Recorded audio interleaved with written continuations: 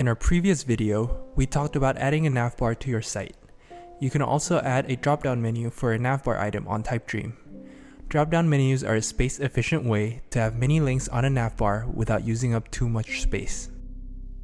To add a drop-down menu, we'll need to change a regular navbar item to the drop-down type.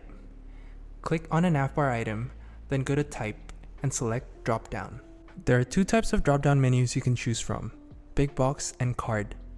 Big Box drop-downs span across the width of your screen, while card drop-downs wrap around the items in your menu and fit a maximum of 2 columns. To add items or columns in a drop-down menu, you would use these two buttons at the bottom. Similar to how you would rearrange components on a page, you can drag and drop drop-down menu items.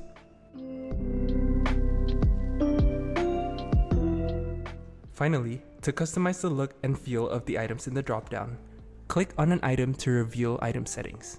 In Settings, you can change the item title, snippet, and icon. You can also add a link, change the font, and pick from one of our preset looks in Type. That's it. We'll see you in the next tutorial.